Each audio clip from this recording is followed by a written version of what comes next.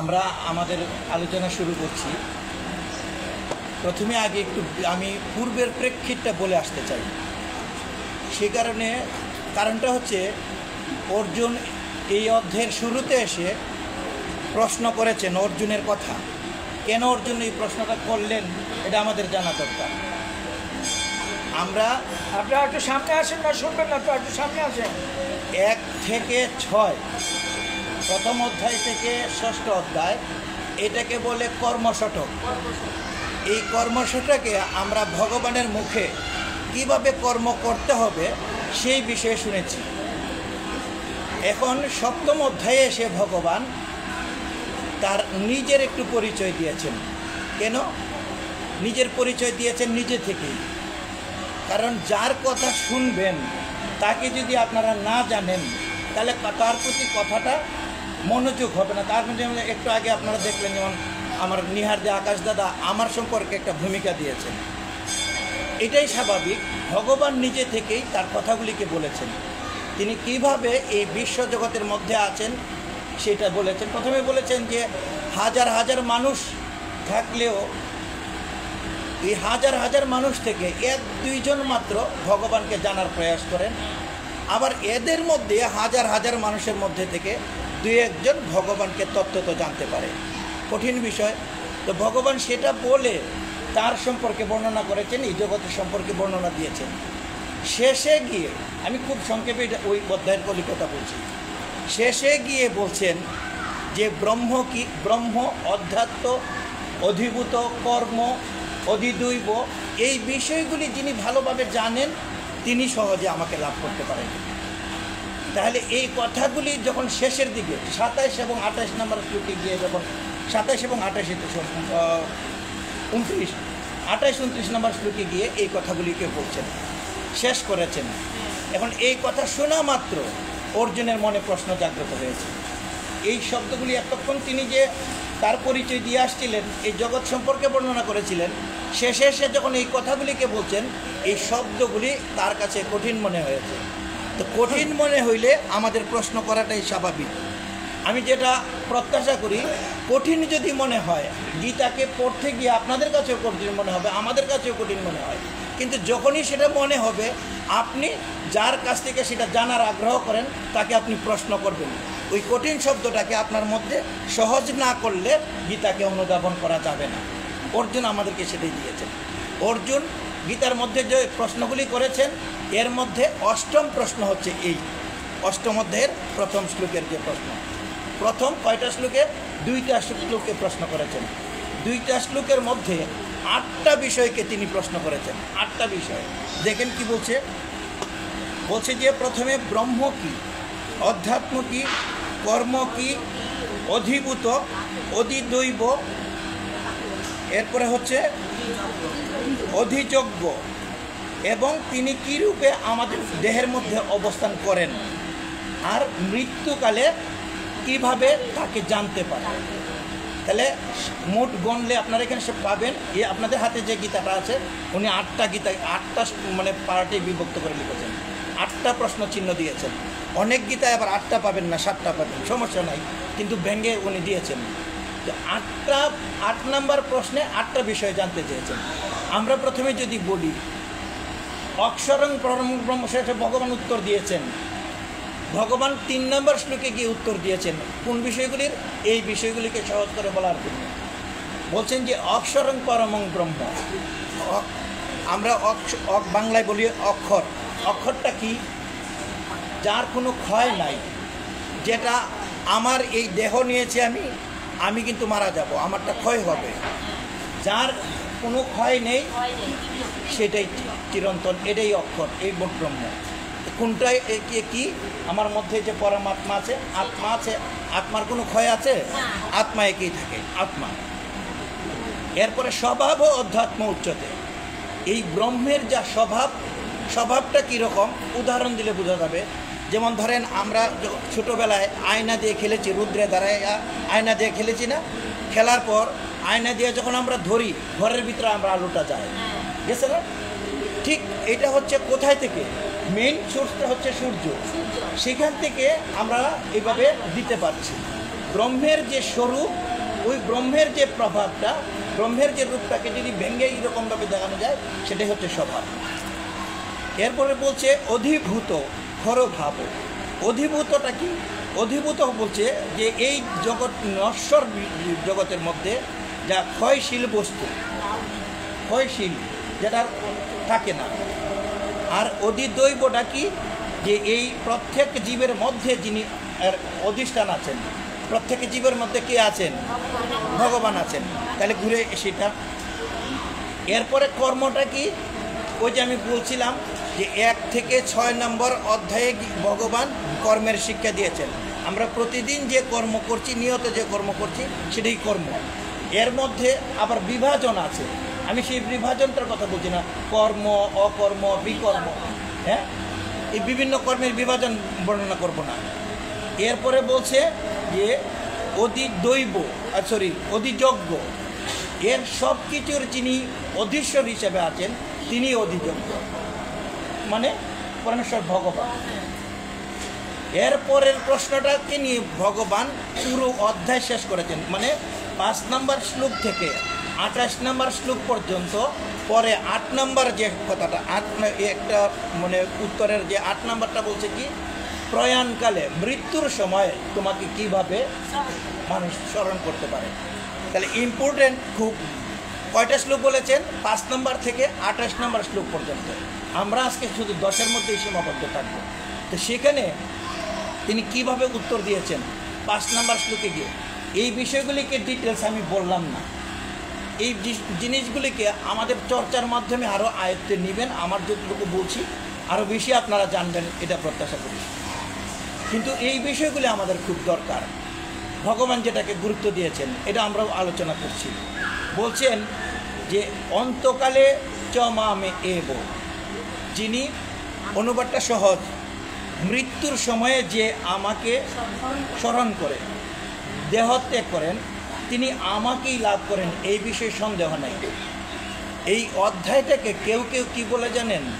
যে আমাদের কোনো ডাক্তাররা আছেন না, ডাক্তাররা একটা ওষুধ দেন, রোগটাকে যদি তিনি ধরতে পারেন একটা মেডিসিন দেন, মেডিসিন দিলে পরে নিশ্চয়তা দেন যে আপনি এটা ভালো নিয়ম মতো খান, খাইলে আগামী 10 দিনের মধ্যে আপনি ভালো হয়ে যাবেন, নিশ্চয়তা দেয় না? ভগবান আমাদেরকে মৃত্যুর সময়ে ভগবানকে কিভাবে স্মরণ করা যায়, এর একটা নিশ্চয়তা দিয়েছেন এই অধ্যায়টার মধ্যে। আমরা যতটুকু পারছি সেটা জানব। তো প্রয়াণকালে আসলে যে কথাটা ভগবান বলছেন, প্রয়াণকালে কি সহজে আমাদের মুখে, মনের মধ্যে এই বিষয়টা আসবে? কেন আসবে না? আমাদের সংস্কার, দাদা বলছে না, আমার বাংলাদেশ জাতীয় হিন্দু সমাজ সংস্কার সমিতি আমার একটা সংগঠন আছে। আমরা এখানে বিভিন্ন মানে কুসংস্কার, সমাজে প্রচলিত যে সমস্ত ধর্মের নামে কুসংস্কার, সেগুলিতে কাজ করি। আমি আর আজকে সেইগুলি বলবো না, কারণ আজ গীতার আসরে বসে আমি গীতার কথাটাকেই বলছি। আমাদের মধ্যে 2টা সংস্কার আছে, একটা ভালো সংস্কার আর একটা হচ্ছে খারাপ সংস্কার। ভালো সংস্কারটা কি? ঈশ্বরের জপ দেন, আরাধনা বা এই ঈশ্বরীয় কাজগুলোকে আমরা সেটাকে একটা ভালো সংস্কার মনে করব। আর খারাপটা হচ্ছে কি? আমার একটা স্বভাব হচ্ছে আমি খাই করি, আমি বেশি খাইতে চাই, আমার প্রতিনিয়ত একটা জিনিস পেয়েছি আরও 5টা জিনিস পেতে হবে, এই রকম একটা প্রবণতা আছে না? এরকম 2টা সংস্কারের মধ্যে। তাহলে কোন সংস্কারটা করলে আমার ভগবানের কথা মনে হবে? যে কথাটা ভগবানকে প্রতিনিয়ত স্মরণ করাবে। কিভাবে ভগবানকে স্মরণ করাবে সেটা বলছে। যে আমরা প্রথম কথা হচ্ছে, এই কথাগুলির আগের কথা হচ্ছে, আমরা কি আসলে মারা যাব? আমরা মারা যাব? সবাই বলুন তো, আসলে মারা যাব তো, কিন্তু আমরা সেটা চিন্তা করি না। বিশ্বকবি রবীন্দ্রনাথ ঠাকুর কি বলছেন? যে মরিতে চাহি না আমি সুন্দর ভুবনে। কেন বলছেন এই কথা? কারণ এই জগতে এসে এই জগতের যে বিষয়গুলি আছে, এর জিনিসগুলি আমাদের এতই ভালো লাগে যে এই জিনিসগুলি আমরা ছেড়ে যেতে পারবো না। আরেকটা কারণ হচ্ছে যে আমার যে জিনিসগুলি আমি পাচ্ছি, আমি তো আসলে একটার পর আরেকটা শুধু পাচ্ছি। এই পাওয়ার যে লুপ আমার মনের মধ্যে আছে, এটা আমার মন থেকে দূর যাচ্ছে না তো। তাহলে আমি যে মারা যাব, এই ভয়টা আমার মধ্যে নাই। ওই ভয়টা আমার মধ্যে আগে দিতে হবে যে আমি একদিন মারা যাবই যে কখন, এর কি নিশ্চয়তা আছে? আমার কোনো গ্যারেন্টি আছে? কোনো নিশ্চয়তা নাই যে আমি কোন সময় মারা যাব। আপনারা জানেন ভাগবতের যে পরীক্ষিত মহারাজকে সময় দিয়েছিল মাত্র কয়দিন, 7 দিনে মারা যাবেন। উনি একটা টাইম পেয়েছিলেন, কিন্তু আপনি 7 দিনে মারা যাবেন। মারা যাওয়ার পরে তিনি কি চিন্তা করেছেন যে প্রতিনিয়ত আমার এই 7 দিনের সময়টাকে আমি ভালো কাজে ব্যবহার করব। কার কাজে? ভগবানের কথা শুনবো। উনি কিন্তু খাওয়ার কথাও ভুলে গেছিলেন। দিনে রাতে 24 ঘন্টা তিনি এই ভাগবতের কথা শুনেছেন, ভগবানের কথা শুনেছেন, খাওয়ার কথা ভুলে। এই রকমের যদি প্রবণতাটা হয়, আমার গ্যারেন্টিটা হয়, তাহলে আমরা জানি না আমরা কখন মারা যাব, কিন্তু আমার এইটুকু মনে রাখতে হবে যে আমি মারা যাব, এই মুহূর্তেই মারা যেতে পারি। তবে আমাকে কি করতে হবে? আমার ভগবানের নাম স্মরণ করতে হবে, নাহলে তো ভগবানকে পাবো না। ভগবানকে পাওয়ার দরকারটা কি? এই মানব জীবনের মূল সার্থকতা, মানব জীবনের সার্থকতাই হচ্ছে ভগবানকে লাভ, ঈশ্বর লাভ। রামকৃষ্ণ পরমহংসদেব সেটা বলছেন।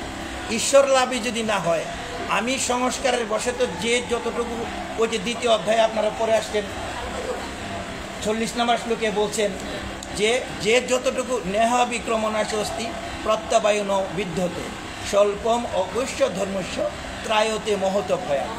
মানে যে যতটুকু পুণ্য কাজ করে তারা আস্তে আস্তে এই মহাভয় থেকে রক্ষা পেতে পারে। মহাভয়টা কি? মৃত্যু ভয়টাই মহাভয়, সবচেয়ে বড় ভয় এটা। এর থেকে ওই রকম করে রক্ষা পাওয়া যায় ভগবানের কাছে থাকি। আর আমি যত সংস্কারই করি, আমি একদিন তার কাছে যেতেই হবে। তাহলে যেটুকু করছি আমি এগিয়ে থাকছি। তা এইরকমভাবে আমাকে যুক্ত থাকতে হবে, তাহলে না হয় আমি ভগবান আরও পরে এই কথাগুলি বলবেন, কিন্তু আমাদেরকে মরতে হবে, এটাই আমরা মনে করি। আর মনে করার পরে আমাকে সবটা মনে রাখতে হবে যে আমার ভগবানের নামটা যেন আমার মুখে আসে, তাই তো? তাহলে আমার এই জগতের মধ্যে আমরা মরতে না চাইলেও মারা যাব। এই প্রসঙ্গে একটা বিষয়ে ইয়েতে আছে, মহাভারতে আছে। বেদব্যাস ভগবানই তো তার দাদু, তার মায়ের বাবা গিয়ে একদিন বেদব্যাসকে বলছেন যে তুমি তো ভগবান। দাদা নাতির বিষয় বলছে, তুমি তো ভগবান, তুমি কি পারো না আমার এই জীবনটাকে অমর করে দিতে? বলো যে দাদু, এই ক্ষমতা আমার হাতে নাই। এটা কার কাছে আছে? বলছে যমরাজের কাছে আছে। বলো ঠিক আছে, চলো তাহলে যমরাজের কাছে যাই। তুমি যদি যমরাজকে সুপারিশ করো তাহলে তোমার কথাটা বেশি শুনবে। তাই তো গেল 2 জন যমরাজের কাছে। যমরাজের কাছে গিয়ে বলছে যে আমার দাদু তো আসলে মরতে চায় না, তাকে আপনি অমর করে দেন। বলছে আসলে এই ক্ষমতা তো আমার নাই, এই ক্ষমতা আছে কালপুরুষের কাছে। তাকে গেলেন 2 জন মিলে, আবার গেলেন কালপুরুষের কাছে। গিয়ে চিত্রগুপ্ত যেরকমভাবে তালিকা করে রেখে রাখেন, কে কখন মারা যাবেন, কাকে কখন নিয়ে যাবেন, তার কাছে তো সব হিসাব নিকাশ। গিয়ে দেখলেন, হিসাব নিকাশ খুঁজছেন, দেখেছে দাদুর মৃত্যুর সময়টা আর পাচ্ছে না। কম্পিউটার চালাও, কম্পিউটারে দেখো না যে সব কিছু যখন ফুলফিল হয়ে যায়, লাল হয়ে যায়, তখন জিনিসটা খুঁজে পাওয়া যায় না। তো এইরকম করে দাদুর মৃত্যুটাকে খুঁজে পাচ্ছেন না। দাদু মনে মনে খুব খুশি হয়েছেন, মনে হয় আমি অমর হতে পারছি। কিন্তু তার নিয়তিতে লেখা ছিল তারা 3 জন যখন একসাথে হবেন, কে? বেদব্যাস, যমরাজ এবং কালপুরুষ যেদিন একসাথে হবেন, সেই সময় দাদু মৃত্যুবরণ করবেন। তাহলে দাদু ওই সময়ের জন্যে যখন 3টে একসাথে হয়েছে, তার রেড সিগন্যাল পড়েছে, অর্থাৎ সেই সময় তিনি মারা গেছেন। দাদু কি করতে চেয়েছিল? মরতে চেয়েছিল, কিন্তু তাকে মরতেই হয়েছে। তা এইরকমভাবে আমরা আরও বলতে পারি যে এক রাজার দীর্ঘদিন ধরে কোনো রকমের সন্তানাদি হয় না। সন্তান না হইলে পরে তিনি রাজ্যের যত বড় বড় জ্যোতিষী আছে, যেমন কামরূপ কামাকাতে আছে, ওই বেনারসে আছে, বড় বড় জ্যোতিষীরা সেখানে থাকে, তাদেরকে ডাকছেন। ডেকে ঘটনাক্রমে তার একটা সন্তান হয়েছে। তখন ওই কুষ্টি বিচারের জন্য বলছেন যে রাজা বলছেন যে আমার ছেলের একটা কুষ্টি করব, তোমরা ভালো করে দেখে দাও। তো প্রথমজন যিনি দেখলেন, তিনি দেখলেন যে রাজার ছেলে, মানে দেখেই জ্যোতিষীর মানে হাত দেখলে পরে তারা বুঝতে পারেন, তিনি দেখে বুঝতে পারছেন যে ছেলেটার মৃত্যু আছে। কোথায়? বলছে গাছের থেকে পরে তার মৃত্যু হবে। তো রাজা মনে মনে বললেন যে আরে জ্যোতিষী তোকে আনছি, তুই আমার এরকম কথা বলবি। দ্বিতীয় জনকে দেখতে দিলেন, দ্বিতীয় জনকে দিয়ে দেখতে বলছেন, উনি ওই রকম আটকে উঠলেন। রাজা আছেন ভালোর জন্যে, তিনি দেখলেন সাপের কামড়ে তার মৃত্যু হবে, মৃত্যু হবে। তৃতীয় জন গেলেন, তৃতীয় জনের কাছে গেলেন, গিয়ে বলছেন যে সর্বনাশ। তিনি দেখলেন, এখন রাজার কাছে ভয় পাচ্ছেন যে দুইজনেই মৃত্যুর কথা বলেছে, এখন সে যদি করে তাহলে রাজা কোন বিচার করবেন?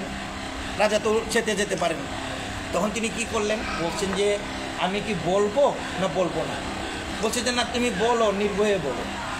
বলছে প্রথম জনে কোথায় থেকে মারা যাবে? গাছ থেকে পড়ে। দ্বিতীয় জন বলছে সাপের কামড়ে মারা যাবে। তৃতীয় জন বলছে জলে পড়ে মারা যাবে, জলে মারা যাচ্ছে। এখন রাজার মনে সেটা বিশ্বাস হয়নি। রাজা বলছে যে এই জ্যোতিষীরা এত মানে মানে খারাপভাবে দেখলো বলে আমার ছেলের মৃত্যুটা এর আগে দেখ, আমরা তো মরতে চাই না, এখানেই তো। তিনি তিনজনকেই বন্দি করে রাখলেন। তিনজনকে বন্দি করে রাখার পরে 12 বছর পরে ছেলেটা মৃত্যু হবে ওই সময়ে, তখন এই 12 বছর তাদেরকে বন্দি করে রাখলেন। তার মৃত্যুর সময়ে একদিন সে খেলতে গেছে, খেলতে গিয়ে ছোটরা যেরকমভাবে খেলতে গেছে, এই সময় আসছে প্রচণ্ড বৃষ্টি। বৃষ্টির মধ্যে দৌড়ে গিয়ে সে কোথাও যেতে পারবে না। পাশে পেয়েছে একটা বড় গাছ, বট গাছ, বড় রকম এরকম একটা গাছ পেয়েছে। তো গাছের মধ্যে গিয়ে সে আশ্রয় নিয়েছে। আর গাছটা ছিল একটা পুকুরের পাড়ে, একদম পুকুরের পাড়ে। এই গাছের মধ্যে ছিল একটা সাপ, গাছের মধ্যে ছিল একটা সাপ। তো সাপটাকে যখন সে গাছে উঠেছে, সাপটা তাকে কামড় দিয়েছে। সাপ কামড় দেওয়ার পরে জলের মধ্যে সে পড়ে গেছে। গাছ কোথায় থেকে পড়েছে? গাছে থেকে জলে পড়ে গেছে। তাহলে তিনজনের কথাই সত্য হয়েছে কিভাবে দেখেন? একজনে বলছিল গাছ থেকে পড়ে, আরেকজনে বলছে সাপের কামড়ে, আরেক জলে পড়ে। তাহলে তিনজনের কথাই সত্য হয়েছে। রাজা তাদেরকে পুরস্কৃত করেছে। আমরা সেটা বলছি না, কিন্তু বলছি যে মারতে চায়নি, তার সন্তানটাকে তো মারা যাবে তিনি বিশ্বাস করেননি, মারা তো গেছেন। তো মারা আমরাও যাব, কিন্তু এর আগে আমাদেরকে এই ভগবানের নাম মুখে আনতে হবে, এই বিষয়টাই আমরা দেখব।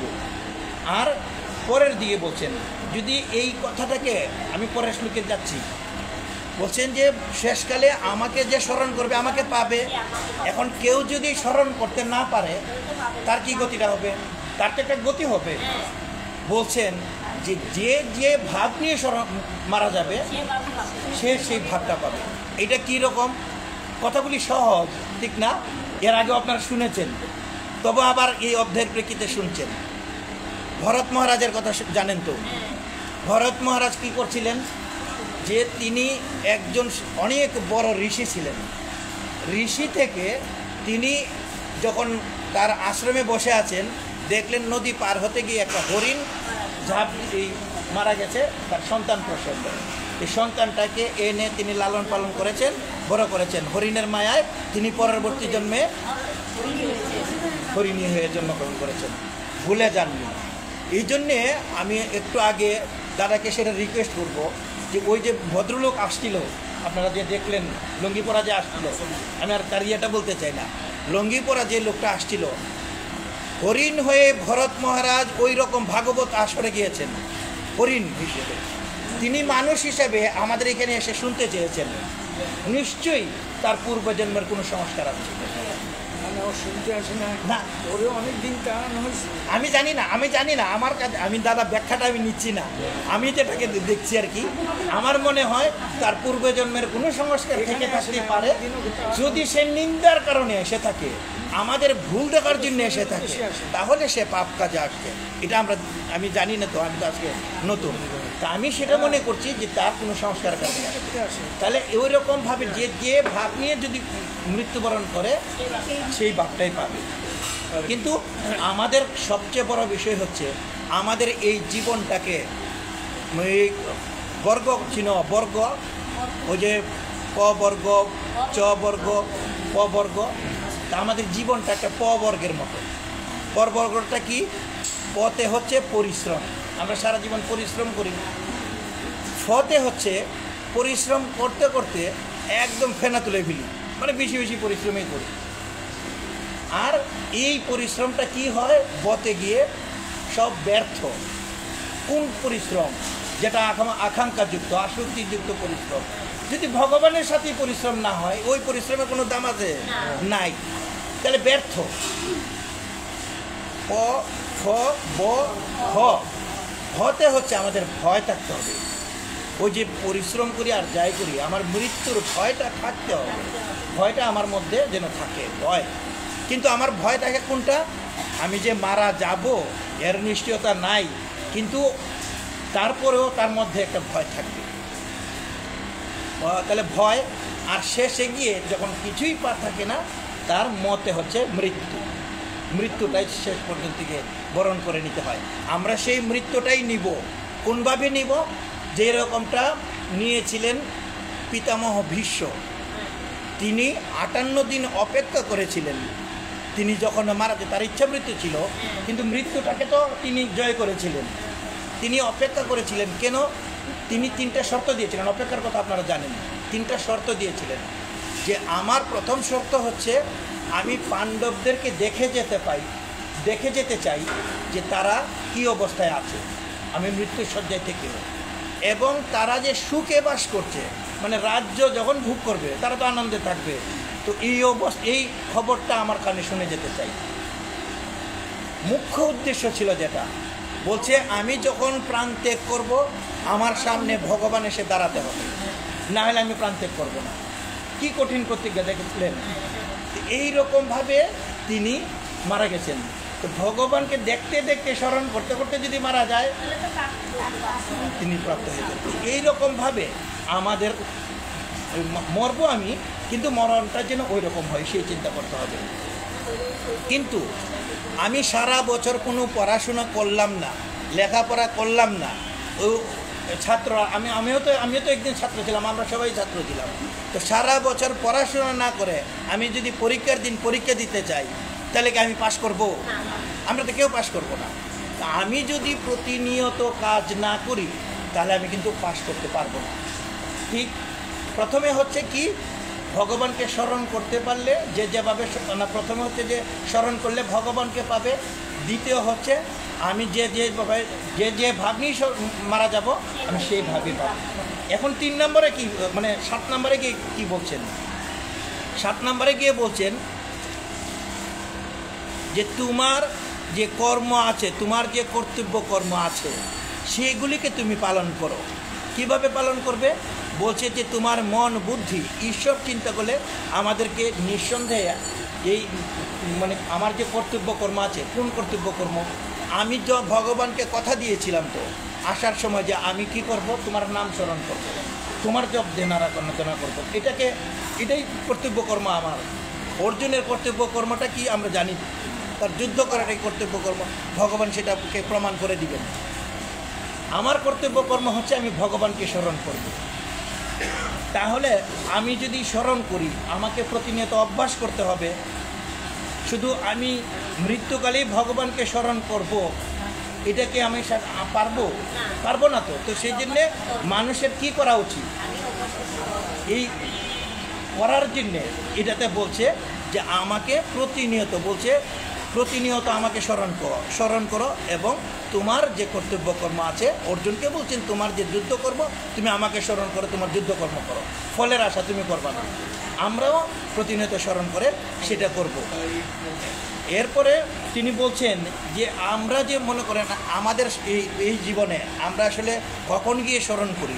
একটা সহজ কথা বলেন তো, যে কখন আমরা স্মরণ করি? হ্যাঁ, বিপদে পড়লে। একটা পয়েন্ট, আরেকটা পয়েন্ট আছে, বিপদে হোক যেই হোক আমার একটা ধারণা, আমাদের একটা ধারণা, মা বাবাদের ধারণা যে এই বয়সে, ওর বয়সে ধর্মকর্ম নয়। তোমার কি নাম? পার্থ। কিন্তু আমাকে কিন্তু আমি কিন্তু তোমাকে খুব পছন্দ করেছি, আমার খুব ভালো লেগেছে। ওর বয়সী একটা ছেলে, ও মনোযোগের সাথে শুনছে, ও সামনে বসে আছে, পার্থকে ভালো লাগছে আমার। এই বয়সে কেউ যখন ধর্মকর্ম করে, মা বাবা কি বলবে? তাহলে বাবা এখন না, তুই আরও পরে করবি, এটা করার তোর ধর্ম করার সময় না। সময়টা কখন? আমি যখন চাকরি করছি, চাকরির সময়ও না, চাকরির সময়ের পরে আমি যখন রিটায়ার্ডে যাব, তখন আমি ধর্মকর্ম করবো। তাই তো ধারণাটা তো হচ্ছে। কিন্তু শাস্ত্র কি বলে? যে মানে শিশুকালে কৃষ্ণ ভজে ভক্তি লাভের আশায়, আর যৌবনে কৃষ্ণ ভজে ভগবানকে পাবো কি না পাবো এই আশায়, ঠিক নাই কি? আর বৃদ্ধকালে কৃষ্ণ ভজে কি জন্যে? জমের তারাশে। ঠিক বলছেন। ওই যে দাদার, আপনারা তো দাদার কথা শুনেছেন, তো ননীগোপাল দা যেখানে আছেন আপনারা তো অভিজ্ঞ হবেনি। তাহলে জমের তারাশে, ওই যে বলছেন বিপদে পড়ে, বিপদে এখন এখানে কারেন্ট চলে যাক, একটা ঝড় তুফান আসুক, ভগবানের নাম 100 বার আমরা মুখে জপ করবো। বিপদে না পড়লে আমরা ভগবানের নাম নেই না, এবং বয়স না হইলে নেই না। আমি যখন ওই মানে চিতায় যাওয়ার চিন্তা হবে, তখনই আমরা কৃষ্ণ নাম করি। কিন্তু শাস্ত্র সেটা বলছে না। তাহলে কখন আমরা করব? সে কী জন্যে করবো, মানুষের কি করা উচিত, সেই কথাগুলিকে আমরা কিভাবে সেই অভ্যাসটা করব। দেখেন, অভ্যাসের কথা বলছেন 8 নম্বর শ্লোকে। 8 নম্বর শ্লোকে গিয়ে বলছেন, অনুবাদটা আপনারা আপনাদের বই থেকে মিলাই নিন। আমি সেখান থেকে শুধু এটা বলছি, আমাদের প্রতিনিয়ত অভ্যাসে যুক্ত থাকতে হবে। আচ্ছা, অভ্যাসে যুক্ত থাকার কথা কেন বলছেন? অভ্যাসে যুক্ত থাকার কথা বলছেন এই কারণে, আমার এক স্যার বলতেন, আমার স্যারের কথা আমি দিয়ে সেটা বলি। আমরা যখন এই 9-10-এ পড়ি, স্যার আমাদের গণিত পড়াতেন। তা আমাদের একটা পরীক্ষার আগে আসলে আমরা কিভাবে বইটা শেষ করবো, এটা একটা প্রবণতা থাকে। তো এইরকম করে প্রবণতা হচ্ছে যে আমরা কিভাবে শেষ করবো। তো স্যার হচ্ছেন প্রতিদিন 5টা অঙ্ক করানো, এর বেশি না। তো স্যার বলতেছেন যে একটা উদাহরণ দিয়েছেন এই কথাটা বলার জন্যেই, যে বাবা তোমরা যে আকাঙ্ক্ষাটা করো সেটা আমি বুঝতে পারি, কিন্তু তোমাদের যে নেয়ার ক্যাপাসিটি আছে, তোমার যে গ্রহণ করার ক্যাপাসিটি আছে, এটা তো তোমার থাকতে হবে। একদিনে যদি আমরা ঘি খাই, কত করে? একটু একটু করে ঘি খাই। আমি যদি একদিনে 1 কেজি ঘি খাই, তাহলে কি সেটা আমার উপকারে আসবে? উপকারের পরিবর্তে অপকারটাই বেশি হবে। তাহলে ভগবান আমাদেরকে এখানে কি বলছেন? অভ্যাসে যুক্ত থাকতে হবে। কোথায় বলছেন? যে মানে প্রতিনিয়ত চিন্তা করে, যে কোনো চিন্তয়ন, আমাকে প্রতি মুহূর্তে চিন্তা করতে হবে। প্রতি মুহূর্তে কিভাবে চিন্তা করা যায়? দেখেন, যে আসলে এরকম যে ওই কথাটাকে বলছি, যেরকমভাবে একদিনে করলে হবে না। এখানে তো শিবরাত্রি আপনারা পালন করেন, শিবরাত্রিতে পালন করেন না? এখানে কয় প্রহরে জল ঢালা হয়? 4 প্রহরে জল ঢালা হয়। আচ্ছা, অনেক জায়গায় সময়ের কারণে পারে না। আচ্ছা, 4 প্রহরে একটু একটু করে আপনারা জল দিচ্ছেন। সেই জলটা যদি আপনি একবারে মহাদেবের মাথায় দিয়ে দেন, তাহলে তিনি সেটা সন্তুষ্ট হবেন? হবেন না। আমাকে একটু একটু করে এগিয়ে যেতে হবে। এখানে যে ভক্তরা আপনারা আসছেন, এরকমটা যেন না, আমাকে আস্তে আস্তে আস্তে আস্তে নিয়ত অভ্যাস করতে হবে। কেমন অভ্যাস? কার কার দাঁতের ব্যথা হয়েছে? দাঁতের ব্যথা কারো হয়েছে? হয়েছে না? দাঁতের ব্যথা হয়, দাঁতের যখন, তুমি কি আমাকে একটু জল খাওয়াতে পারো? তোমার যিনি সম্ভব। আমাদের দাঁতের ব্যথা হয়, দাঁতের যখন ব্যথা হয়, এই পার্থ যেও না, বসো। আচ্ছা, যখন দাঁতের ব্যথা হয়, আমরা কি কথা বলা বন্ধ করি? আমার ছেলের সাথে, মেয়ের সাথে, আমার বাবার সাথে, মার সাথে, সবার সাথে আমরা কথা বলি। দাদা, আমি জলটা আসলে ওই যে কথার দিন খেয়েছি, আপনারা আমাকে ক্ষমা করবেন, যে আমাদেরকে সামনে রেখে উনি খাইলেন। তো কী হয়েছে? যখন দাঁতের ব্যথা হয়, দাঁতের ব্যথা হইলেও আমরা কথা বলতে পারি। আবার আপনারা দেখবেন দাঁতের ব্যথা হলে যেমন কথা বলতে পারি, আমার যত রকমের ব্যথাই হোক, যত রকমের ভালো কিছুই হোক, আমি যদি মনে চাই ভগবানকে আমি কাছে রাখবো, আমার স্মরণে রাখবো, ওই দাঁতে ব্যথার মতো আমার স্মরণে রাখতে হবে। দাঁতে ব্যথার সময় আমি যত কথাই বলি, আমার মনটা কোথায় থাকে? দাঁতের ব্যথার মধ্যে থাকে। তা আমাকেও সেই রকমভাবে ব্যথার মধ্যে যুক্ত থাকতে হবে ঈশ্বরের সাথে। ব্যথা মানে ঈশ্বরের সাথে যুক্ত থাকতে হবে। নামযজ্ঞ দেখেছি তো আমরা, অষ্টপ্রহর, 12 প্রহর, 24 প্রহর, 16 প্রহর, বিভিন্ন প্রহরে নামযজ্ঞ হয়। তখন কি কোনো রকমের বিরতি হয়? 1 ঘন্টার জন্যে, 10 মিনিটের জন্য বিরতি হয়। তারা আমাকেও কিন্তু ওই রকমভাবে অভ্যাসটা তৈরি করতে হবে। কোন অভ্যাস? যে আমাকে সব সময় মনে রাখতে হবে কত বাজে আমাকে কিন্তু 10 মিনিট পরে সিগন্যাল দেবেন। আচ্ছা, আর সেই রকম আমাকে প্রতিনিয়ত, আমি যেহেতু এটার মধ্যে আছি, টাইমটা বলবো, সেই রকমভাবে আমাকে ওই যে রকমভাবে নামযজ্ঞ হচ্ছে র্যান্ডম, কোনো রকমের বিরতি নাই। আমারও সেই রকম বিরতি নাই। আসলে কথাটা বলছি কিন্তু আমি সেটা করছি কি না আপনারা বলবেন না? স্বাভাবিকভাবে ওই প্রশ্নটাই আসতে পারে। আমার যখন অভ্যাস তৈরি হয়ে যাবে, আমি কিন্তু সেটা, অনেকে আপনারা হয়তো আছেন যে গীতাটা পাঠ না করে, সকালে পূজাটা না দিয়ে আপনারা ঘর থেকে বেরোন না, আছেন না? আছেন, আমাদের অনেকেই আছে, এখানে যেরকম আছে বিভিন্ন জায়গায় আছেন। কিন্তু এত লোকের মধ্যে বলে সবাই তো করছে না, সবাই করবেন।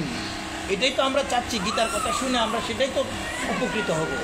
তা সেই জন্যে আমাদের প্রতিনিয়ত ওই রকমভাবে, যেরকম ভগবান বলছেন, ভগবানের ওই মানে এর আগের অধ্যায়গুলিতে যেরকমভাবে বলছেন যে প্রতিটা কাজের সাথে ভগবানকে স্মরণ রাখতে হবে, দাঁতের ব্যথার মতো স্মরণে রাখতে হবে। তাহলে ওই 24 ঘন্টা যদি আমি সবসময় যদি ভগবানকে রাখতে পারি, আমি কোন রূপে তাকে রাখবো, এটা একটা বিষয়। আমি প্রথমে আমরা কি বলছি যে যে অন্তকালে যদি ভগবানকে স্মরণ করতে পারে তিনি তাকে আমাকেই পাবেন। এরপরে যে ভাব নিয়ে মৃত্যু করবেন সেই ভাব পাবেন। এরপরে বলছেন আমরা তাকে স্মরণ করব। কোন স্মরণটা করব? অভ্যাসে যুক্ত। এখন আমি যে অভ্যাস করব, কাকে ভজনা করব, তার একটা স্বরূপ আমার তো জানতে হবে। তার স্বরূপটা না জানলে আমি তো সেটা পারবো না করতে। সেই স্বরূপের কথা গিয়ে বলছেন 9 এবং 10 নম্বর শ্লোকে। 10 নম্বর শ্লোকে গিয়ে বলছেন, দেখেন যে কবি পুরাণম, কবিকে, হ্যাঁ হ্যাঁ ভগবান, ঠিক আছে, তোমার কথাই ঠিক আছে। কবি দেখো না যে কবিতা রচনা করেন যিনি, তিনিও তো কবি, কিন্তু গীতার মধ্যে কবি তিনি না। তিনি হচ্ছেন যিনি বর্তমান, ভবিষ্যৎ, অতীত সব ভালোভাবে জানেন, তিনি হচ্ছেন কবি। তাহলে ভগবানকে বুঝিয়েছেন। এরপরে বলছেন যে তিনি সূক্ষ্ম থেকে সূক্ষ্ম এবং সর্বজ্ঞ। সর্বজ্ঞ মানে আমরা এই জগতের মধ্যে তিনি সব, আমার অন্তরের, তিনি অন্তর্যামী, তিনি আমার অন্তরের কথাকে বুঝেন এবং জানেন, আমার সব কিছুকে জানেন।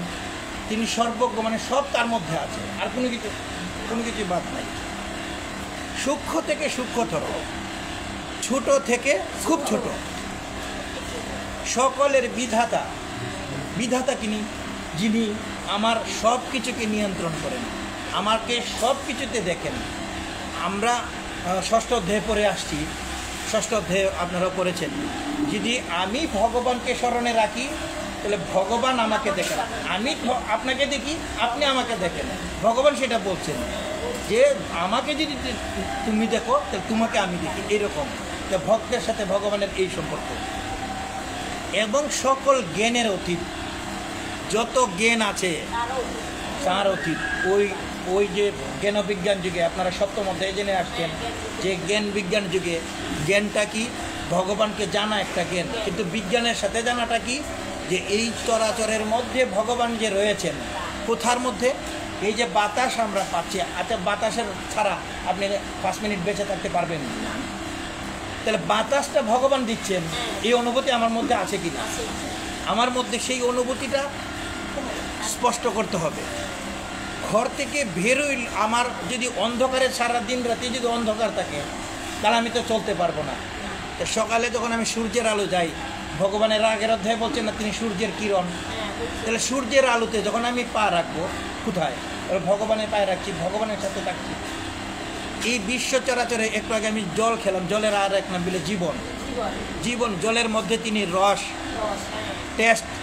জলটার যদি ওই যে অনেক সময় গরম জল, সিদ্ধ জলটা যদি আপনি ঝটপট খাইলে তখন এর মজা পাওয়া যায়, প্রকৃত টেস্ট কিন্তু পাওয়া যায় না। এইরকম যদি মানে টেস্ট ছাড়া হইতো তাহলে আপনি জল খেতে পারতাম। ভগবান জলের মধ্যে এইরকমভাবে আছে।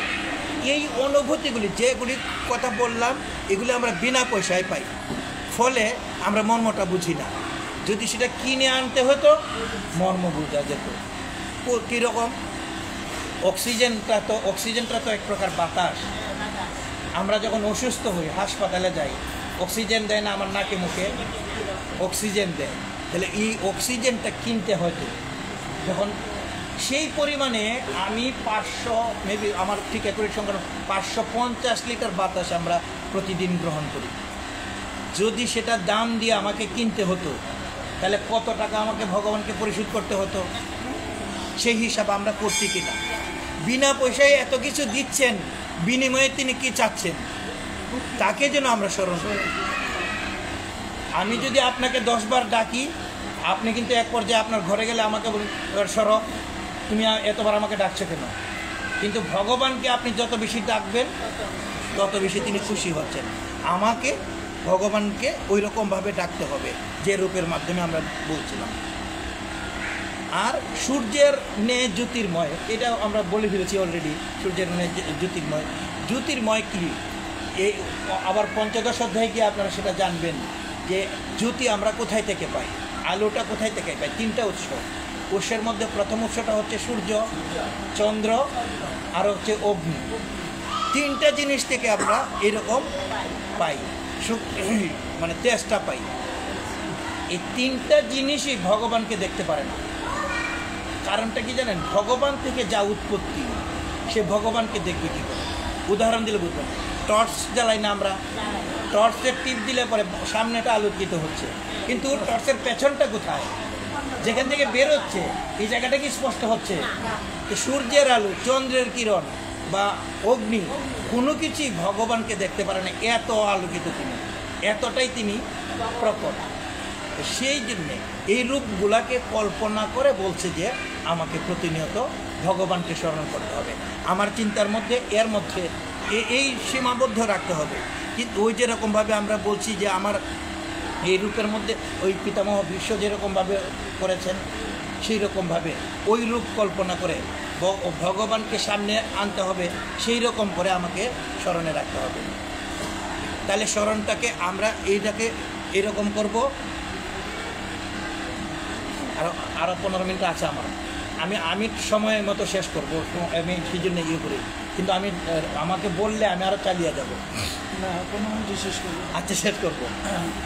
দেখেন যে মারাঠি এক মানে পণ্ডিত ছিলেন, পণ্ডিত সাধু মহাপুরুষ যেরকম এরকম একনাথ নামে, একনাথ ওর নাম অনেকেই যারা মানে আছেন আপনারা অনেকেই শুনেছেন। ওনাকে তিনি একটা রাজ্য চালাতেন, যেমন রাজর্ষি জনকের কথা আপনারা শুনেছেন, তিনি রাজ্য চালাতেন আবার ধর্মযুদ্ধ এইরকম সে প্রজ্ঞাবান ছিলেন। একনাথকে তার এক ভক্ত একবার মানে গিয়ে বলতেছে যে বাবাজি, আপনি এরকম একটা মানুষ যে আপনি দেখি কেউ বকলেও আপনি কোনো কথা বলেন না, আবার কেউ যখন আপনাকে প্রশংসা করে সেটা তো আপনি কোনো কথা বলেন না। আপনার মধ্যে না সবসময় একটা ভাব দেখি, এইটা আসলে কি কেন আপনার মধ্যে এই ভাবটা কীভাবে থাকে?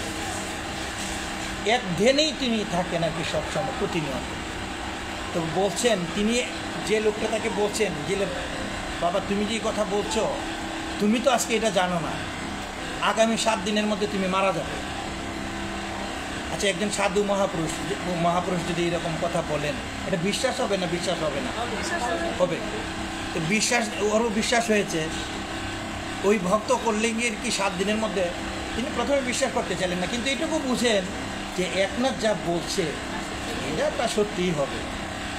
তিনি ওই মানে পরীক্ষিতের মতো ওই রকম ব্যবস্থা নিচ্ছেন যে তাকে প্রতিনিয়ত ভগবানের কাজ করতে হবে, তার প্রতিনিয়ত ভালো কাজ করতে হবে, কোনো খারাপ কাজে তার যুক্ত থাকা যাবে না, এইরকম করে চিন্তা ভাবনা করছেন প্রতিনিয়ত। সে এই প্রত্যাশা রাখছে এইরকমভাবে সে যখন মনে করেন ভালো কাজ করতেছে, এখন আর কোনো খারাপ কাজে যায় না, তো মৃত্যু সামনে তার মধ্যে আর কোনো খারাপ প্রবণতা নেই। খারাপ প্রবণতা না থেকে প্রতিনিয়ত ভালো কাজ করছে, ভালো কাজ করে করে সে যখন 6 দিনের উপস্থিত হয়েছে, 6 দিনের দিনে এই একনাথ তার বাড়িতে আসছে। কোন যিনি বলছিলেন এই কথা, বলছে যে কী ব্যাপার বাবা, তুমি কেমন আছো? বলছে এখন আর এর মধ্যে তিনি অসুখ বিসুখ হয়েছেন, ওই 6 দিনের মধ্যে মনে করেন ধর্মকর্ম করেছেন, আবার জ্বরে ভুগেছেন, এরকম দিনকাল তার মধ্যে গেছে, কিন্তু তার ভাবনাটা একটাই ছিল, আর তিনি তো মারা যাবেন। তো 6 দিনের দিনে এসে জিজ্ঞাসা করছেন যে বাবা তোমার কি অবস্থা? বলছে আর বললেন না, আমি তো এতদিন আসলে যা করেছি, ধর্মকর্ম করেছি, আবার জ্বরেও ভুগেছিলাম, এরকম দুরবস্থা আমার মধ্যে গিয়েছে। বলছে যে আচ্ছা বাবা, তুমি কি কোনো খারাপ চিন্তা করেছো এর মধ্যে 6 দিনের মধ্যে? বলছে খারাপ চিন্তা করব? আমি যে কখন মারা যাব সেই চিন্তায় আমি বাঁচি না, খারাপ চিন্তা করার তো আমার কোনো সময়ই ছিল না। তো প্রতিনিয়ত আমাকে ওই যে ভালো চিন্তা করতে হবে। ভালো চিন্তা যদি, মৃত্যুর ভয়টা যদি ঠিক মতো আমার মধ্যে ঢুকে, তাহলে ভালো চিন্তা কিন্তু ওই ঠেলায় পরে হলে আমাকে করতে হবে, ঠিক না? এই ভক্ত কি করেছে, এই 6 দিন তার পাপ চিন্তা করার কোনো রকমের, তাহলে আমি মৃত্যুর কথাকে স্মরণ করলে কোথায় থেকে মুক্ত থাকতে পারবো? পাপ থেকে মুক্ত থাকতে পারবো। আমরা যে রকমের খারাপ কাজ করি, আমার ভয় থাকে না বলে আমি খারাপ কাজ করি। আমি যদি মৃত্যুর ভয়ে, ওই যে 2য় অধ্যায়ের কথা বলছিলাম, মৃত্যুর ভয় থাকে, তাহলে আমাকে খারাপ কাজে যাবে না। ভগবান এই জগৎটার মধ্যে একটা পরিচয় দিয়েছেন, এরপরের এই অধ্যায়ে আপনারা জানবেন সেটা। তিনি বলছেন যে 18 নম্বর শ্লোকে, আমি যদি ভুল না বলে থাকি, না 15 নম্বর শ্লোকে গিয়ে পাবেন। বলছেন যে মামুপেত্য তো পুনর্জন্ম দুঃখালয় অশাশ্বত। এই জগৎটাকে তিনি পরিচয় দিয়েছেন কি? দুঃখালয়। দুঃখালয় কি? তুমি ঔষধালয় চিনো? ঔষধালয় কি থাকে? ঔষধালয়ে ওষুধ পাওয়া যায়। বস্ত্রালয় চিনো? বস্ত্রের যেখানে আলয়, বস্ত্রের বেশি থাকে। দুঃখালয় বলছেন ভগবান, আমি বলছি। তার মানে এই জগৎটা দুঃখময়। এই জগতের যা কিছু আছে সব কিছুই আমরা ক্ষণিকের সুখ। ওই যে একনাথকে যেরকম বলছে যে আপনি সব অবস্থায় একরকম থাকেন, তাহলে আমরা কখন একরকম থাকতে পারবো? আমার মধ্যে যদি আকাঙ্ক্ষা আসক্তি প্রবলভাবে থাকে, আমি এইরকম থাকতে পারবো না। কিন্তু এই জিনিসগুলি আমি যত রকম, আমাকে একটা ফুলের তুলা দিলেন, আমাকে একটা ফুলের মালা দিলেন, আরেকজনকে আপনি 2টা বকা দিলেন, ওই একজনে খুশি হইল, আরেকজন দুঃখ পেল, তার আনন্দটাও ক্ষণিক আর তার দুঃখটাও ক্ষণিক। একমাত্র আনন্দটা হচ্ছে ভগবানের কাছে কাজ করা। এই ভগবানের সাথে কাজ করাটাই হচ্ছে আনন্দের জায়গা, আর বাকি সব জায়গাটাই হচ্ছে দুঃখালয়। এই জগৎটা হচ্ছে দুঃখালয় পরিচিতি দিয়েছে। এই দুঃখালয়টাকে আবার মানে ভগবান গ্যারেন্টি দিয়েছেন গিয়ে কোথায়?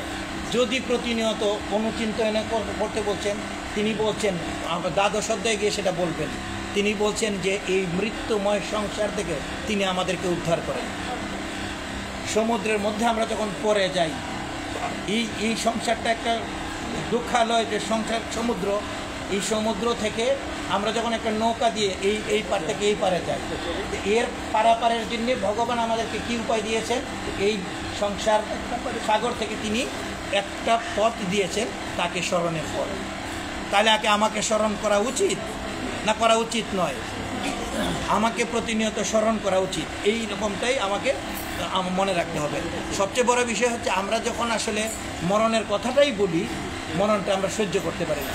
কখন দেখেন তো, যদি ভাত খাওয়ার সময় আমার মা বোনেরা খাবার দিচ্ছেন আর আপনারা গল্প করছেন, মরণের কোনো কথা নেই, মৃত্যুর কোনো কথা নেই, তখন ভাইয়েরা কি বলবেন?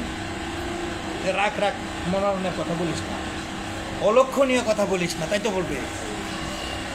আবার ধরেন ঘুমাইতে গেলেন, ঘুমাইতে গিয়ে যদি আপনি মরার কথা বলেন, কোনো মৃত্যুর সংবাদ পান, আপনার মনটা খারাপ হবে।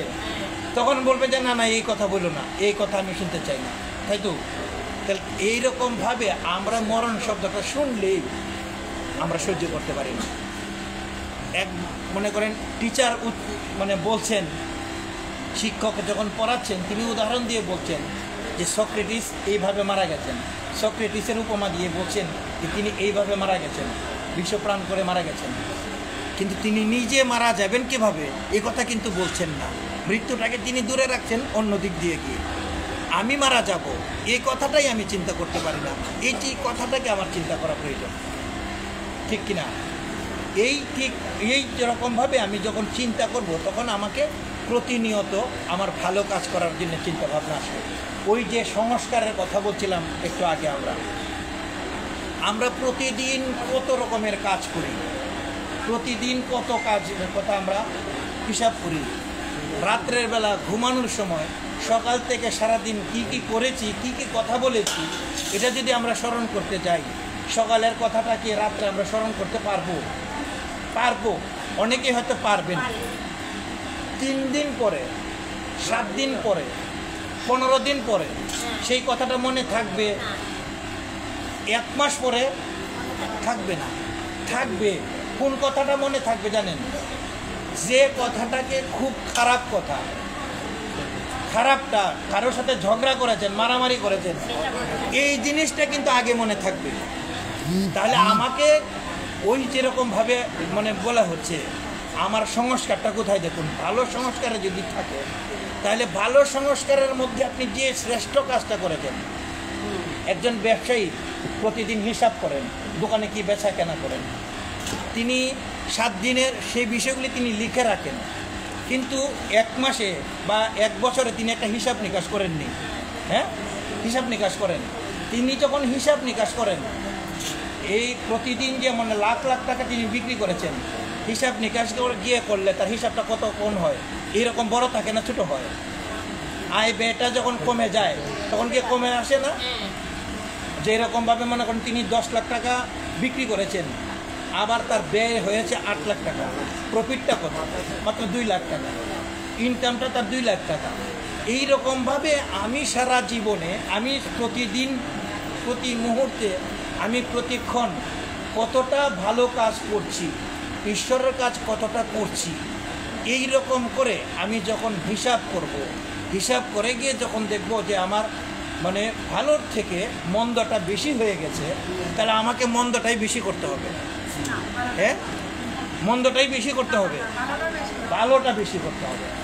ওই হিসাব নিকাশ আমাদের খুব প্রয়োজন। এই হিসাব নিকাশ যেদিন আসবে আমাদের মধ্যে, তখন আর আমি কি করব না, খারাপ কাজ করব না, আমি ভালো কাজে যুক্ত থাকতে পারবো। ভালো কাজটাই ভগবানের কাজ, ভগবানের কাজে আমি প্রতি মুহূর্তে যুক্ত থাকতে পারবো। তা আমরা সেই রকমভাবে আমাদের জীবনের যে অমূল্য, আমার জীবনটা কীরকম, এর জীবনের অমূল্য জীবন একটা পেয়েছি। মানব জীবনটা অমূল্য সম্পদ। এই জীবনটা আমরা পাওয়া চারটিখানি কথা না, তো আমাকে সেই জীবনের মধ্যে কোথায় গিয়ে পৌঁছাতে হবে বলছিলাম। আমি অমৃতের সন্তান হিসেবে ভগবানের কাছ থেকে এসেছি, ভগবানের কাছে আমি যাব। তো যাওয়ার যে পথ আমাকে কিভাবে ঠিক করতে হবে, ওই হিসাব নিকাশ করে। একজন দোকানদার, একজন ব্যবসায়ী যেরকম হিসাব করে, আমার জীবনের ক্ষেত্রেও আমার সেই হিসাব নিকাশ করতে হবে। তবেই আমার জীবনটার মধ্যে আমি ভালো কাজটাকে যুক্ত করে ভগবানের সাথে লক্ষ্যে পৌঁছাতে পারবো। তাহলে আমার মূল লক্ষ্যে পৌঁছানোর জন্য কি করতে হবে? প্রতিনিয়ত ভগবানের সাথে যুক্ত থাকতে হবে। আর হচ্ছে এই আমি বলছিলাম যে মানে আমি যদি এখানে আপনাদের এখান থেকে আছি, আমি যদি আকাশে চলে যাই, আমি বিমানে চলে যাব, ধরেন আমার মৃত্যু হবে একটু পরে, তো আমি বিমানে গিয়ে কি আমার মৃত্যুটাকে রোধ করতে পারবো?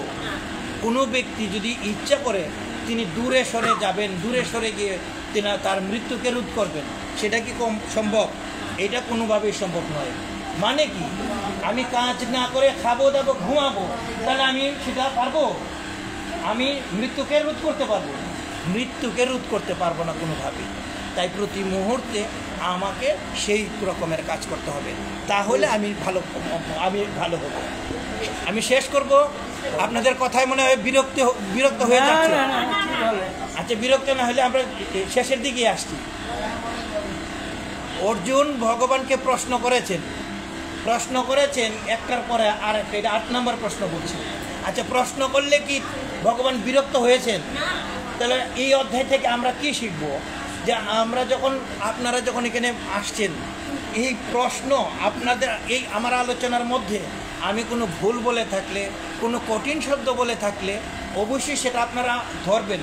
আমাকে শুধু বলছি না, এই আসনে যিনিই কথা বলবেন, যার কথাই শুনবেন, যখন আপনার মনের মধ্যে কোনো খটকা লেগে যাবে, শব্দটা আমি বুঝতে পারি নাই, প্রসঙ্গটা বুঝতে পারি নাই, আপনারা প্রশ্ন করবেন।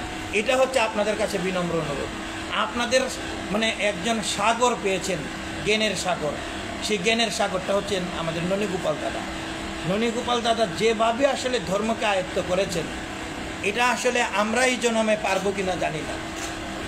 সত্যি আমি এইরকমভাবে এই মনে করি প্রতি মুহূর্তে দাদাকে আপনারা সাথে পেয়ে আপনারা অনেক জ্ঞানী ভক্তের প্রকারও আবার আছেন। এই সত্যমতে আপনারা করে এসেছেন 4 প্রকারের ভক্তের মধ্যে আপনারা জ্ঞানী ভক্ত, এটা আমার বিশ্বাস। তাই আপনারা মুখ কখনোই বন্ধ রাখবেন না, যেরকমভাবে জানা দরকার সেটা জেনে নেবেন। এই সময়ে সুযোগে দাদাকে পেয়ে আমরা হয়তো অনেক উত্তর দিতে পারি, আপনারা আমাকেও করবেন।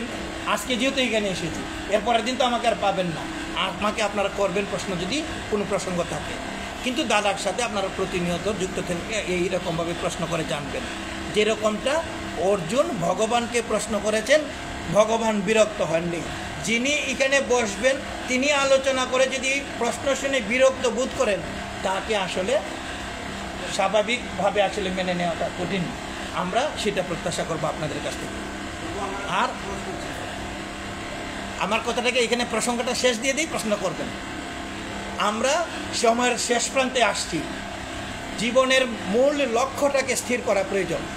জীবনটা আমার এই জীবনের যে মূল লক্ষ্য, ভগবানকে পাওয়ার জন্যে আমার যে কর্তব্য কর্ম করা উচিত, সেই কর্তব্য কর্মগুলি আমি যথাযথভাবে করব, এই প্রত্যাশাটা আপনাদের সকলের প্রতি। এই অধ্যায়ের 10টি শ্লোকের বাইরে আমি কথা বলিনি, আমার কথা বলাও উচিত হবে না। তো সেখান থেকে আমরা যেটুকু শিখব, ভগবান আমাদেরকে তাকে প্রতি মুহূর্তে চিন্তা করার কথা বলেছেন, অভ্যাসের মাধ্যমে, কখনোই একসাথে ঘি খাওয়ার মতো নয়। প্রতিদিন প্রতিক্ষণ আমরা ধীরে ধীরে ভগবানকে স্মরণ করব, তাহলে আমাদের জীবন সুন্দর হবে। এমনটাই আমরা সকলের ঈশ্বরের কাছে সকলের জীবন সুন্দর হোক এই প্রত্যাশা রাখছি। বিশ্রাম টানার আগে আমি আপনাদের সেই কথাগুলি, ওনার প্রশ্নটাকে আমি শুনে আপনাদের এই ক্ষমা প্রার্থনা করে আমার কথা বিশ্রাম করব। বলুন।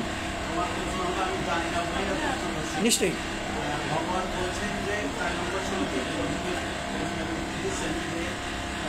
দেবতাদের মধ্যে উৎপত্তি বিনাশী সকল পদার্থ অভিভূত পুরুষই অধিদৈব, আর এই দেহে আমি বাসুদেবেই অভিযোগ্য। আমার প্রশ্নটা হলো যে অধিযোগ্য, অধিদৈব এবং যে অধিভূত, প্রত্যেকটা শব্দের আগে অধিক কথাটা যুক্ত হয়েছিল। মানে আমরা জানি যে যোগ্য মানে আমরা একটা ব্যাখ্যা জানি, অধিক এবং অধিদৈব, অধিযোগ্য, অধিভূত, অধিক কথাটা যুক্ত হওয়ার কারণ আচ্ছা, আপনার প্রশ্ন খুব সুন্দর এবং প্রাসঙ্গিক প্রশ্ন। এই প্রশ্নটার যথার্থ উত্তর আমি হয়তো জানি না, কিন্তু আমার কাছে যেটুকু আমার থেকে বলছি, আমার সেন্স থেকে অধিক পরিমাণ যে কোথায়গুলি হয়, এখন যদি আপনি রসগোল্লা আপনি খেতে পারবেন হচ্ছে 5টা, আপনি খেয়ে ফেললেন 10টা, তাহলে আপনার এই অধিক পরিমাণে যদি আপনি বেশি খেয়ে দিন, যে এটা আপনার 1 ঘন্টা এখানে শোনার কথা, যত মধুর কথাই হোক, সেটা রস তখন যে বেশি পরিমাণ রস দিলে পরে সেটাও তিতা হয়ে যায়। তো ভালোটা যদি যত বেশি, ভালোটাও যদি সেরকম হয়ে যায়, অধিক পরিমাণে হয়ে যায়, তখন সেটা তিক্ত হয়ে যায়। এই রকমভাবে সেটা হয়তো হতে পারে। আর এখানে প্রত্যেকটার 3টা বিষয় আছে আসলে। আমরা যেমন প্রার্থনা করি না যে সর্বশেষে কি বলি? ওম শান্তি শান্তি শান্তি। 3 বার বলি। 3 বার কেন বলি? 3 বার কেন বলি? একবার বললেই তো হয়। 3 বার বলি 3টা কারণে। আমাদের দুঃখ আসে 3 প্রকারের। 3 প্রকারের দুঃখ। 3টা দুঃখ। একটা হচ্ছে এই আধ্যাত্মিক দুঃখ, মানে আমার শারীরিক এই রোগ শোক যেগুলি হয়, যে ধরেন আমার জ্বর হয়েছে, কাশি হয়েছে, এই বিষয়গুলা আধ্যাত্মিক। আদি দৈবিক। দৈবিক মানে দৈব, ঈশ্বর থেকে যেটা প্রাপ্ত বা দেবতাদের কাছ থেকে যেরকমভাবে দুঃখ যন্ত্রণা, কোন রকমের ওই যে ঘূর্ণিঝড়, ওই ভূমিকম্প, এই রকম যে বিষয়গুলি আছে, এটি হচ্ছে আদি দৈবিক। আর আধ্যাত্মিক, আদি দৈবিক, আদি ভৌতিক। আদি ভৌতিক। ভৌতিক মানে হচ্ছে ভূত থেকে। ভূত মানে হচ্ছে প্রাণী থেকে। প্রাণী, ভূত মানে এই জগতের প্রাণীসমূহ। তো প্রাণীসমূহ থেকে আমরা দুঃখ পাই। কিভাবে? ধরেন আমি চলতেছি, সাপে আমাকে একটা কামড় দিয়েছে, তাহলে একটা প্রাণী কামড় দিয়েছে, কোন একটা প্রাণী আমাকে আঘাত করেছে, তার থেকে যে দুঃখটা, সেই রকম দুঃখটা। এই 3 প্রকার দুঃখ থেকে মুক্ত হওয়ার জন্য আমরা সেরকমভাবে বলছি। আজকের এই প্রসঙ্গটার মধ্যে আধ্যাত্মিক, অধ্যাত্ম, আদি দৈবিক, আদি ভৌতিক, ওই বিষয়গুলি ভগবানকে স্মরণ করার জন্যে এই প্রসঙ্গগুলিকে আসলে এখানে অর্জুন মানে কঠিন শব্দ মনে হয়েছিল বলে তাকে বর্ণনা করেছেন। এবং আমরা আলোচনাকালে জেনেছি এগুলি আসলে অধিযোগ্য হিসেবে তিনিই আছেন। এই বিষয়গুলির অধিষ্ঠাতা হিসেবে কে আছেন? তিনিই আছেন। আর বাকি প্রশ্নটা আমরা আরও এই ননীগোপালদার কাছ থেকে আপনারা আরও পরিষ্কার হবেন, আমি সেই প্রত্যাশা করছি। আমিও দাদার কাছ থেকে জেনে আরও সমৃদ্ধ হব। আপনার কি নাম? আচ্ছা, ঠিক আছে, আপনি প্রশ্ন করেছিলেন, আমি দাদাকে সেটা বলবো। দাদা নিশ্চয়ই আরও এখানে আরও পরিষ্কার করবেন। হ্যাঁ, নিশ্চয়ই নিশ্চয়ই নিশ্চয়ই। আরো একটা প্রশ্ন করতে চাই, মানে দৈব মানে তো আমরা জানি, অধি কথাটা কি বোঝাতে চেয়েছে? ভগবান অধি বলতে কি বোঝাতে চেয়েছে? এটাই তো বললাম যে মানে ওই বেশি বেশি বলার জন্য এটা। হ্যাঁ, এটাকে হ্যাঁ নিশ্চয়ই।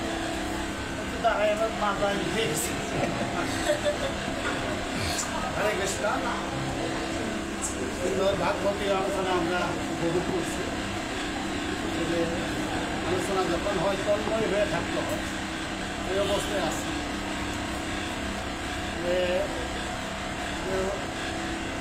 নাম মহাদেব, মহাদেবের যে এটা ভগবানের নাম বিরাট। অধিদৈব, অধিযজ্ঞ, প্রভুর একটা ব্যাখ্যা দিচ্ছে। এটা হলো কি, কিছু কিছু শব্দ আছে উপসর্গ যোগ করতে হবে। পরা, অবসম্বনী, অব, অনু, নিরদুর, বি, অধি। এই যে অধি, এই ভূতর সাথে অভিযোগ করে ওটাকে শ্রুতিবোধন করে দিচ্ছে।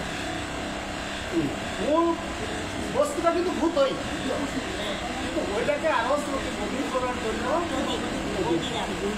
অধি দৈব দিকে ঠিক ওখানেও ওই অভিযোগ করে ওটাকে শ্রুতিবোধন।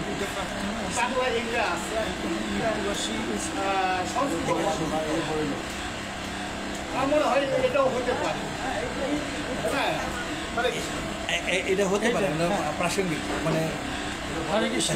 তাহলে আমরা আলোচনার বিশ্রামটা নিই। আপনারা প্রতিনিয়তই আসলে জ্ঞানীজনের কথা শুনেন। আমার মতো অভাজনের কথায় আপনারা যদি কোনো রকমের বিরক্ত হয়ে থাকেন, আমার ভুলভ্রান্তিকে আপনারা ক্ষমা করবেন, এই প্রত্যাশা রাখছি। ঈশ্বরের কাছে আমরা ক্ষমা প্রার্থনা করি। আগে এই অধ্যায়ের আমরা যেতটুকু পাঠ করেছি উচ্চারণ করছি। ওম যদস্করং পরিভ্রষ্টম মাত্রাহীন যৎ ভবেৎ পূর্ণভবতু তৎসর্বং তৎপ্রসাদাৎ জনার্দনম। ওম পূর্ণমদ পূর্ণমিদং পূর্ণাৎ পূর্ণমুদচ্যতে পূর্ণস্য পূর্ণমাদায় পূর্ণমেবাবশিষ্যতে। গীতা থেকে প্রার্থনা করছি সকলের জন্য। ওম সর্বেষাং মঙ্গলং ভূয়াৎ, সর্বে সন্তু নিরাময়াৎ, সর্বে ভদ্রাণি পশ্যন্তু, মা কশ্চিৎ দুঃখভাগ্ ভবেৎ। হরি ওম শান্তি ওম, হরি শান্তি ওম, ওম শান্তি এবার আমরা আমার শ্রদ্ধেয় দাদার কথা শুনবো, যিনি এই সংঘের যিনি মূলত সভাপতি হিসাবে আছেন, আমাদের পরম শ্রদ্ধেয় নিহার দে আকাশ দাদা। আচ্ছা ইয়ে করেন আপনি ওই একটু প্রার্থনা গীতার মাহাত্মটা, আচ্ছা, গীতার মাহাত্মটা পড়েন। পড়াই লাগবে। হ্যাঁ আচ্ছা আচ্ছা, মাহাত্ম না পাঠ করলে কোনো দোষের? না আচ্ছা, তাহলে আর আমি পাঠ করবো না, তাহলে আমি পাঠ করবো না। আসলে ননীগোপাল দাদার জায়গায় বসছি তো, সেই জন্যে আমার সেটা মাথায় আছে যে এগুলো পাঠ করতেই হবে এরকম নয়। তবে আমার মত কি, দাদার সাথে আমি আলোচনা করেছি যে আমাদের শুরুতেই পাঠ করা উচিত মাহাত্ম। ঠিক আছে, আমি দাদাকে বাকিটা আচ্ছা, সেটা- প্রার্থনার কথা বলছি। সেটা কিন্তু ওই যেখানে গঙ্গা গীতা দিয়ে আমরা শেষ করে দিই, মাহাত্মা কিন্তু আমরা যাই না। এটার কারণও আছে। মাহাত্মা যখন দেখা যায় যে এটা করলে এটা পাবো, এটা পাবো, এটা পাবো, ওই জন্য তো আসি না। ঠিক আছে, আচ্ছা ঠিক আছে, এটা ঠিক আছে। প্রার্থনা একটু ওই করে জন্য দিন। আসি না। আমার দরকারটা কি? শারীরিক সুস্থতার জন্য উনি মৃত্যুবার্ষিকী আছে আজকে। আরেকটা প্রার্থনা আছে দাদা, হ্যাঁ এটা প্রদীপ এই বছর এসএসসিতে গভর্নমেন্ট জিপিএতে ও, হ্যাঁ, আমি একটু বলে দিই। আনন্দের সংবাদ। এটা ভালো খবর হলো কি, আমি ফেসবুকে দেখছি কি নাম, কি নাম? যে আমাদের পার্থর যে একটা ভাই আছে, জানতাম না। এটা কি পার্থর ভাই নাকি? আছে দাদা, ও, আমি তো জানতাম না। একেবারে তুমি তো দাঁড়াও দেখি, আমি তোমার ফেসবুকে দেখছি, এখন মনে বললো ওর নাম কত? প্রীতম। মা হবে সে ওর ভাই। ইন্টারমিডিয়েটের তারা সন্তানকে নিয়ে আসেন, এই প্রতিদিন নিয়ে আসেন। আজকে ইন্টারমিডিয়েট রেজাল্ট হয়েছে। রেজাল্ট খুব একটা সারা দেশে কিন্তু বিবর্তন, বিশেষ করে আমি টাঙ্গাইলের রেজাল্ট দেখছি এখানে বেশি বিবর্তন, 32, 35 এরকম পারছে। তার মধ্যে এই যুগে এই খরার মধ্যে যে ভালো উৎপাদন হয়েছে, এটা বাবা তুমি কোন কলেজ কেউ কি করছো? আরো সুন্দর কলেজ, তাই না? ক্লাস পাইছো এবং গোল্ডেন বোধ হয় নাকি? আচ্ছা, আমি যা ফেসবুকে দেখছি এই যে প্রভুরা আছে, আশীর্বাদ করবো, তা আমরাও আশীর্বাদ করি ভালো একটা জায়গায় যেন চাষ পাও, আবার যেন এখানে তুমি মতো মিষ্টিও নিয়ে আসলাম দেখছি, তোমার হাতে দেখছি না মিষ্টি? হ্যাঁ, তো মিষ্টি আমরা সেবা নিবো, সবাই বলবো আরও যেন মিষ্টি পাই। হ্যাঁ, এই আশায় আমরা রইলাম। প্রভুরা আসছে, প্রভুরা কিছু করবে। আরেকটু বলি, আমার যে এবার পরীক্ষাতে সহযোগিতা তো ভালো রেজাল্ট করে নাই, না পাইছে কে কে না দেখা নিয়ে আসবেন, মিষ্টি আনবেন। এবার এখানকার কথা মিষ্টি এনেন না। এবার পাশ করেছে। ভালো খবর, এই ভালো ভালো খবর দেন না কেন? আচ্ছা আচ্ছা, সামনের সপ্তাহে ওর জন্য প্রার্থনা হবে, সামনের সপ্তাহের জন্য প্রার্থনা হবে। আচ্ছা, এবার আমরা আজকে 3 জনের জন্য প্রার্থনা করি। তাহলে আমরা 3 জনের প্রার্থনা করব। প্রথমজন হচ্ছেন সুবোধ কর্মকার, আলমবাহিনীর পুত্র, উনি প্রয়াত। তো তার জন্য আমরা সমবেতভাবে ঈশ্বরের কাছে প্রার্থনা জানাবো। 2 হচ্ছে নিলয় কুমার রায়, ভরদ্বাজ গোত্র। আর এই পার্থর যে দাদা প্রীতম, তিনি আজকে গোল্ডেন জিপিএ পেয়ে এইচএসসিতে উত্তীর্ণ হয়েছে। আমরা প্রয়াত ব্যক্তির জন্য যে প্রার্থনাটা করব, সবার জন্যই আমরা উচ্চারণ করছি বৈদিক মন্ত্র, গায়ত্রী মন্ত্র উচ্চারণ করব 3 বার। এরপরে স্বস্তি বাচন মন্ত্র করব এবং সমবেত প্রার্থনা করব। আর যিনি প্রয়াত হয়েছেন তার জন্যে আমরা মুখাগ্নির যে মন্ত্রটি, সেটি সমবেতভাবে একসাথে, যা পারলে একসাথে করতে পারি। আপনি বলেন আগে, তারপর সবাই বলুন। আচ্ছা, ওম ভোরে ভুব স্বাহা তৎসবিতরে বরেণ্যম ভর্গো দেবস্য ধীমহি ধিয়ো ও ন প্রচোদয়াৎ। ওম ওম ভূরে ভুব স্বাহা তৎসবিতরে বরেণ্যম ভর্গদেবৈশ্য ধীমহি ধিয়ো ও ন প্রচোদয়াৎ। ওম। আবার ওম ভূর্ভুবস্বঃ তৎসবিতুর্বরেণ্যম ভর্গদেবৈশ্য ধীমহি ধিয়ো ও ন প্রচোদয়াৎ। ওম। এবার আমরা ষষ্ঠী বাচন উচ্চারণ করছি। আমাদের মধ্যে যিনি প্রয়াত হয়েছেন, অসুস্থ আছেন, যারা সফলতা লাভ করেছেন, পরমেশ্বর ভগবান তাদের ঊর্ধ্বগতি দান করুন। যিনি অসুস্থ আছেন তাকে সুস্থ করে তুলুন। আর যে সফলতা লাভ করেছে প্রীতম, তার উত্তরোত্তর আরও শ্রীবৃদ্ধি হোক। তার যেন এইরকম আমাদের যে মা বাবাকে যেরকম একটা সন্তান ঐশ্বর্যশালী করে, যশস্বী করে, সে আরও সেরকমভাবে সমৃদ্ধ করুক, এই প্রত্যাশায় আমরা উচ্চারণ করি।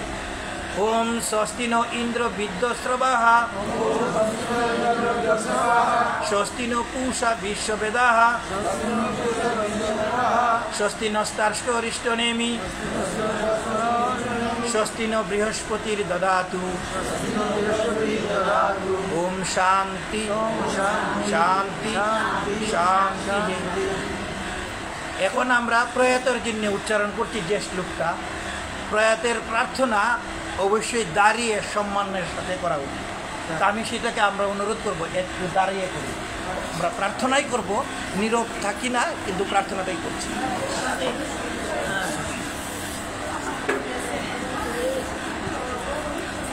অসুস্থতার পরে আসলে দীর্ঘক্ষণ বসে থাকলে পায়ে এখনো সমস্যা হয়। এই কী বলে চিকনগুনিয়া হয়েছিল এই জন্য। ওম কৃত্যাতু দুষ্কৃতং কর্ম জানতা পাপ অপি অজানতা ধর্ম অধর্ম সমযুক্তা লোভ মোহ সমাবৃতা দহ্যং সর্বগাত্রাণি দিব্যান লোকান দিব্যান লোকান প্রার্থনাটা বসুন এবার বসুন। আচ্ছা, প্রার্থনাটাকে শেষ করছি। আর ওই রকম বলছি না, কৃষ্ণনামের মাধ্যমে আমরা কথাও শেষ করছি, বাকি কথা তারা বলবেন, প্রার্থনাটাও শেষ করছি। আসেন সবাই মিলে একবার বলি, হরে কৃষ্ণ কৃষ্ণ কৃষ্ণ হরে হরে হরে রাম রাম রাম হরে হরে হরে কৃষ্ণ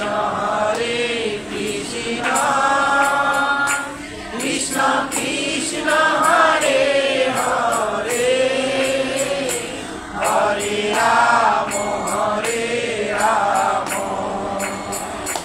রাম রাম হরে হরে হরে কৃষ্ণ কৃষ্ণ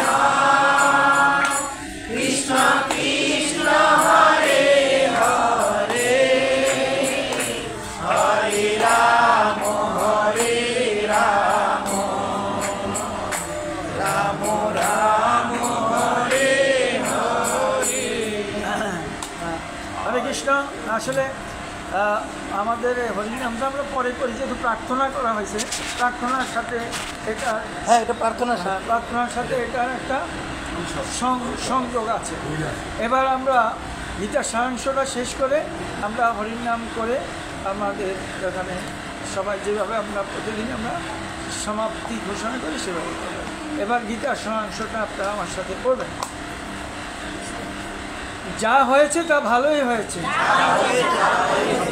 যা হচ্ছে তা ভালোই হচ্ছে, যা হবে তা ভালোই হবে। তোমার কি হারিয়েছে যে তুমি কাঁদছো? তুমি কি নিয়ে এসেছিলে যা তুমি হারিয়েছো? তুমি কি সৃষ্টি করেছো যা নষ্ট হয়ে গেছে?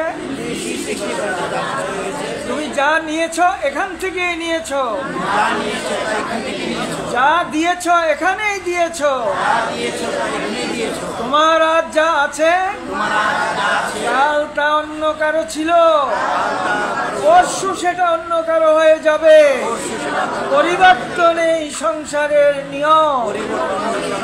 হরে কৃষ্ণ হরে কৃষ্ণ কৃষ্ণ কৃষ্ণ হরে হরে, হরে রাম হরে রাম রাম রাম হরে হরে। শ্রীমদ্ ভগবত